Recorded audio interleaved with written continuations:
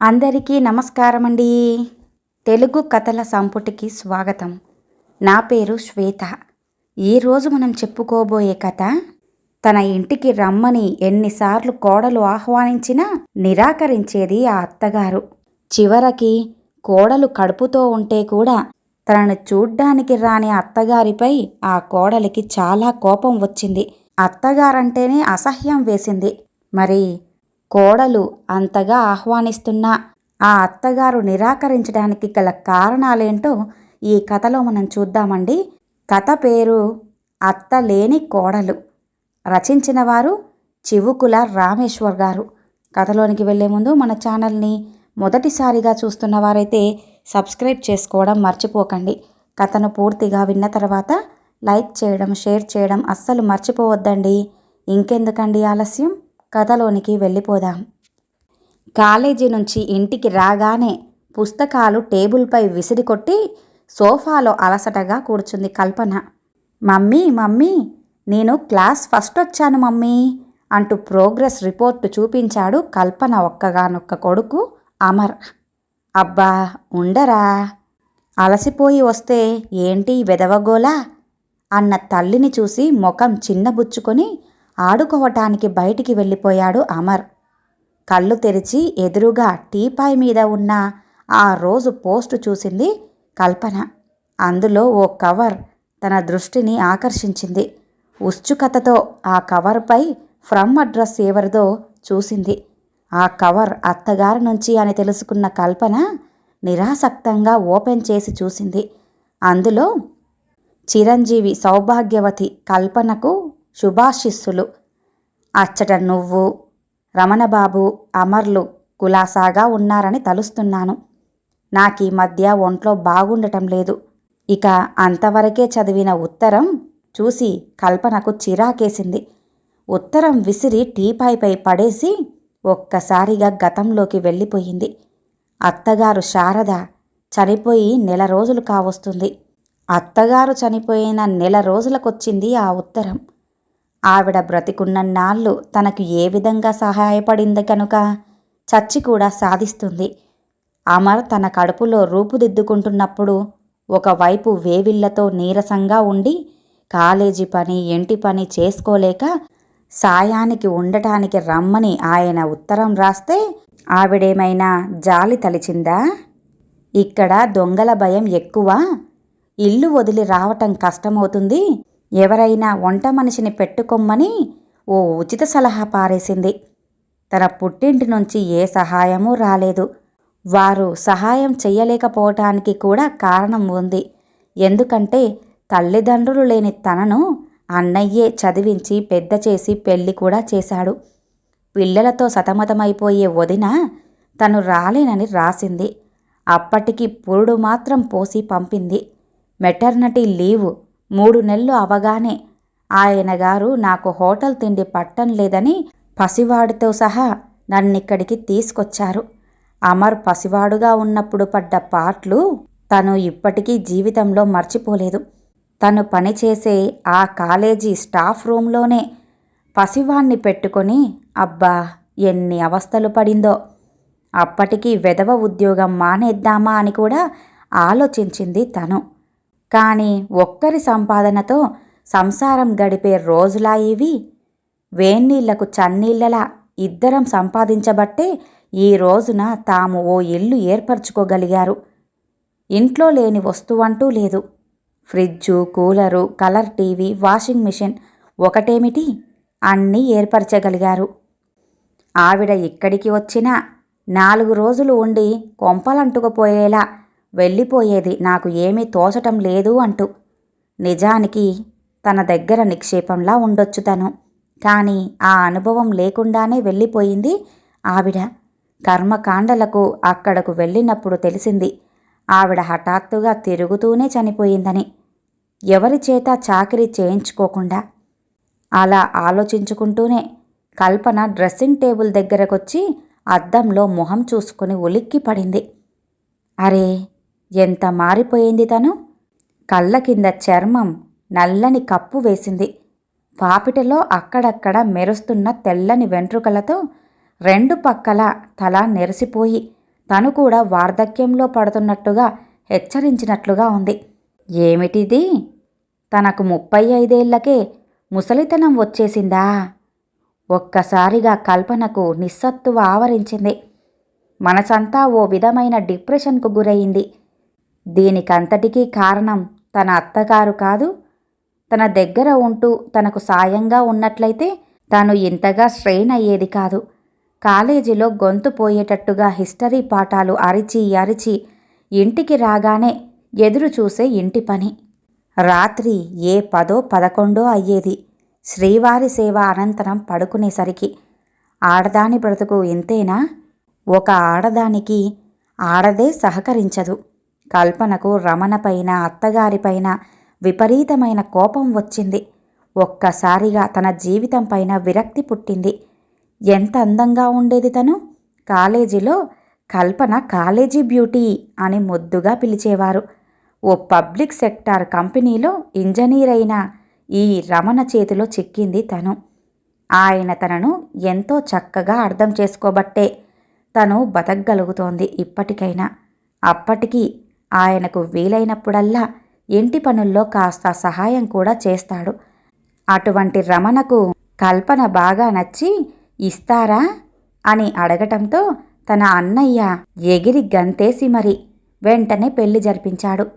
ఏమిటోయ్ అలా కూర్చొని నిద్రపోతున్నావ్ అంటూ లోపలికొచ్చిన రమణ మాటలకు ఉలిక్కిపడి తన ఊహాలోకం నుంచి భూలోకంలోకి వచ్చింది కల్పన. ఏమీ లేదండి, కాస్త నీరసంగా ఉంటేను. అయినా ఎంతసేపయిందండి మీరొచ్చి అందావిడ. ఇప్పుడే కాస్త కాఫీ ఇస్తావటోయ్ అంటూ డ్రెస్ మార్చుకొని బాత్రూంకి వెళ్ళిపోయాడు రమణ. అరే ఏమిటివాలా, ఏమైంది తనకు అని అనుకుంటూనే అతను బాత్రూం వైపు కదిలాడు.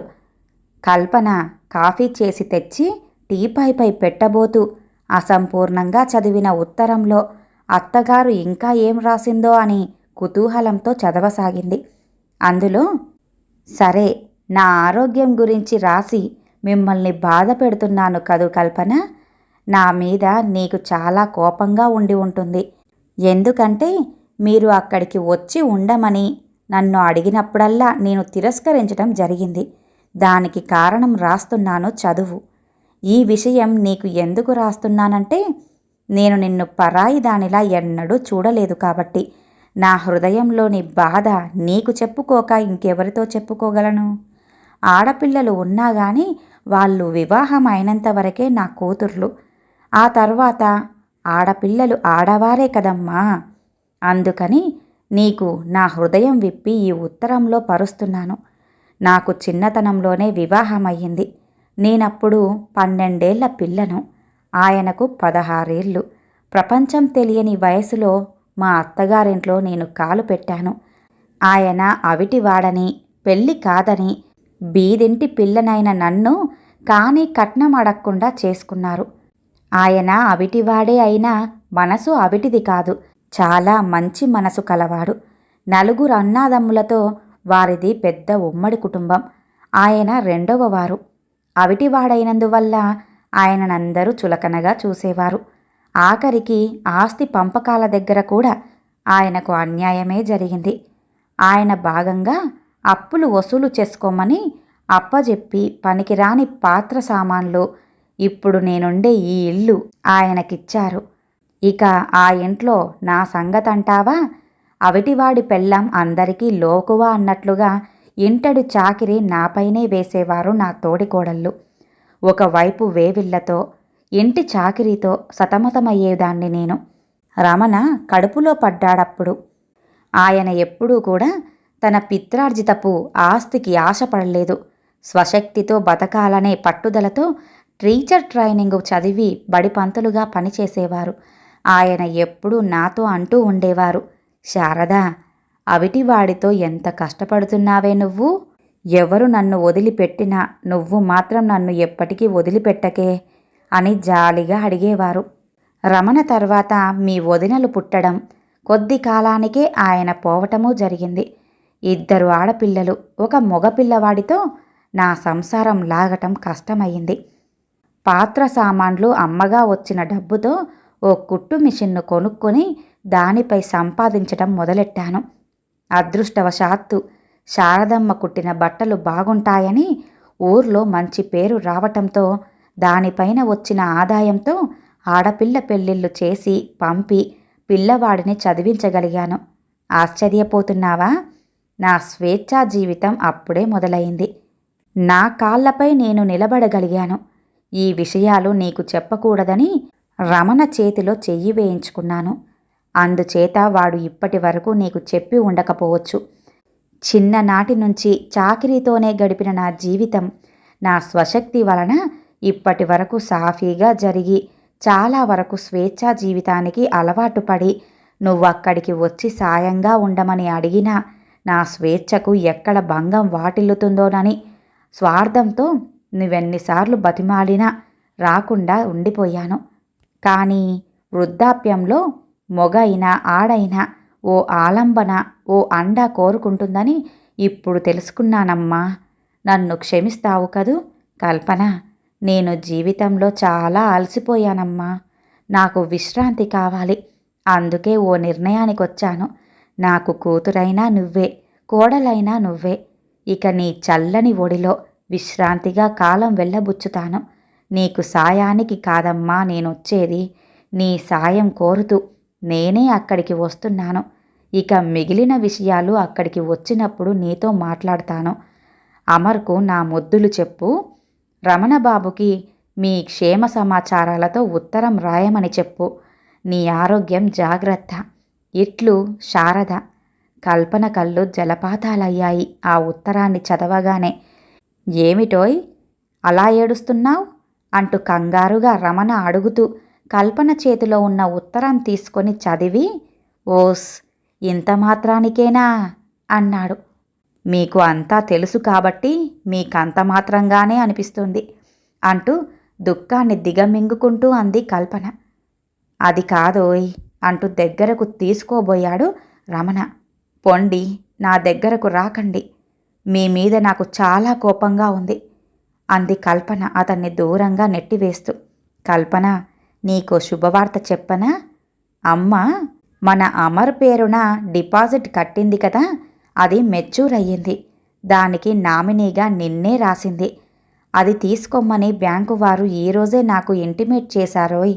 అంతేకాదు, అదే బ్యాంకు లాకర్లో దాచిన అమ్మ నగలు, డబ్బు అవి నీకు మాత్రమే చెందాలని రాసిందట. కల్పన పశ్చాత్తాపంతో కుంగిపోతూ, ఏమండి, ఆవిడ డబ్బుకు ఎప్పుడైనా నేను ఆశపడ్డానా? నే కోరుకుంది వేరండి. అది కూడా నా స్వార్థంతోనే. సరే, ఆవిడ డబ్బు మనకెందుకులేండి, మనకేం లోటు లేదు కదా. ఆవిడిచ్చిన దానికి ఏదైనా ఓ మంచి పనికి ఉపయోగిద్దామండి. అది కూడా ఆవిడ స్మారకార్థం మాత్రమే అంది కల్పన. చిత్తం దేవి అన్నాడు కల్పనలో వచ్చిన మార్పుకి సంతోషిస్తూ. ఈ కథ ఇంతటితో సమాప్తమండి. విన్నారుగా, కోడలు తన ఇంటికి ఎన్నిసార్లు పిలిచినా ఆ అత్తగారు రాకపోవటానికి గల కారణం ఏమిటో. మరి ఈ కథ గనుక మీకు నచ్చినట్లయితే లైక్ చేయండి, షేర్ చేయండి, అలాగే సబ్స్క్రైబ్ చేసుకొని మన ఛానల్ని ఎంకరేజ్ చేయండి. మీ యొక్క విలువైన అభిప్రాయాలను కామెంట్ రూపంలో తెలియజేయండి. ఇంత మంచి కథను మనకు అందజేసిన చివుకుల రామేశ్వర్ గారికి ధన్యవాదాలు తెలియజేసుకుంటున్నానండి. మరొక మంచి కథతో మళ్ళీ కలుద్దామండి. నమస్కారం.